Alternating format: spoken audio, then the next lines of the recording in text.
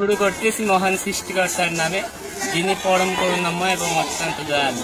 আমি এর আগে আপনাদেরকে ঠিক এই জায়গা থেকে একটা ভিডিও করে আপনাদেরকে দেখাইছি। এটা হচ্ছে দামদামি টু আলমডাঙ্গা সাদা ব্রিজ যাওয়ার রাস্তা।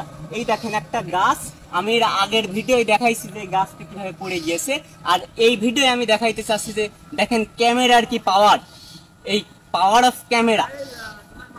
এর আগে আমি একটা ভিডিও করাইছি যে গাছটা অত্যন্ত ঝুঁকিপূর্ণ ছিল, হয়তো কোনো ঝড়ে বা কোনো এক বৃষ্টিপাতে পড়ে গিয়েছে। আমি ইউনো সাহেব যারা আছে, ইউনো সাহেব, পুলিশ প্রশাসন, আমি তাদের কাছে আকর্ষণ করে গাছটার কথা বলেছিলাম।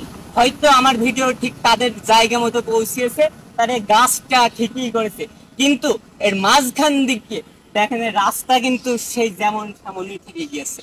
এই রাস্তার কিন্তু আর কোনো সংস্কারের কাজ হয়নি, আর ঠিক করার কোনো সিদ্ধান্ত হয়নি। এইভাবে কিন্তু একটা সমাজ চলতে পারে না। এইটা হচ্ছে রাত বিরিট, কিন্তু এই এলাকা দিয়ে লোকজন যাওয়া আসা করে, এই রাস্তা দিয়ে লোকজন যাওয়া আসা করে, এটা আপনি হাইওয়ে বলতে পারেন।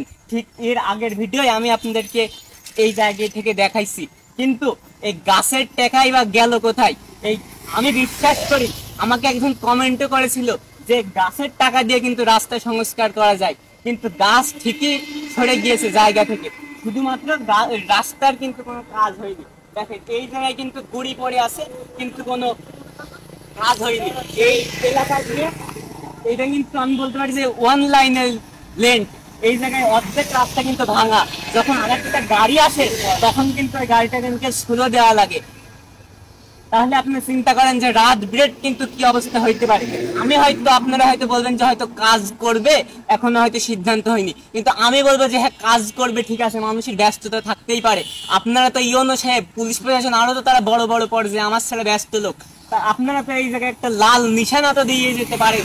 এইটা কিন্তু রাতের বেলা কিন্তু দেখা যায় না। এইভাবে কিন্তু একটা দেশ চলতে পারে না।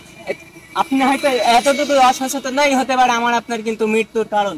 এই জায়গা থেকে কিন্তু যদি একটা পিরান ঝরে যায়, আমার আপনার কিন্তু দেখার কোনো লোক নেই। তা আমি এই জায়গায় থেকে দৃষ্টি আকর্ষণ করবো, প্লিজ আপনারা রাস্তাটুকু সংস্কারের কাজ করে দেন। তো আজকের মতো এখানেই বিদায় নিচ্ছি। ভালো থাকবেন, সুস্থ থাকবেন।